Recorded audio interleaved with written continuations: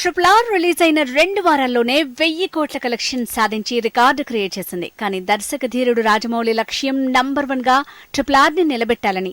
అతని గత చిత్రం Baahubali the conclusion long run లో 1810 కోట్ల వసూళ్లు సాధించి ఇండియన్ ఫిల్మ్ ఇండస్ట్రీకి నంబర్ 1 గా నిలిచింది. చాలా కాలం ఆ రికార్డు భద్రంగానే ఉంది.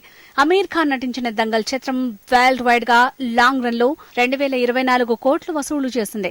ఈ వసూళ్లను అధిగమించి ట్రిపుల్ ఆర్ నంబర్ 1 గా నిలవటానికి జక్కన్న మాస్టర్ ప్లాన్ అదిరిపోయేలా ఉందంటున్నారు ట్రేడ్ పండితులు.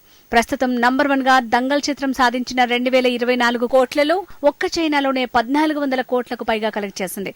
కానీ బాహుబలి 2 కేవలం 80 కోట్లని మాత్రమే కలెక్ట్ చేసింది. తాజాగా ట్రిపుల్ ఆర్ ని 30కి పైగా దేశాల్లో రిలీజ్ చేయాలని నిర్ణయించింది జక్కన్న టీం. చైనాలోనూ జపాన్లోనూ ప్రమోషన్స్ ని హోరెత్తించాలని ప్లాన్ చేస్తున్నారట. అత్యధిక స్క్రీన్స్ లో రిలీజ్ చేయడం ద్వారా విదేశీ మార్కెట్లో ట్రిపుల్ ఆర్ కలెక్షన్ల సునామీ సృష్టిస్తుందంటున్నారు. ఇప్పటికే ప్రపంచ దేశాల సినీ విశ్లేషకులు ట్రిపుల్ ఆర్ చిత్రాన్ని ప్రశంసలతో ముంచెత్తుతూ సోషల్ మీడియాలో హల్చల్ చేశారు. ఇక తమ గడ్డపై ట్రిపుల్ ఆర్ ప్రభంజనాన్ని చూడబోతున్నారు. మన దేశంలోని కలెక్షన్ల కంటే డబుల్ కలెక్షన్స్ ని ఒక్క చైనాలోనే ట్రిపుల్ ఆర్ సాధిస్తుందంటున్నారు క్రిటిక్స్.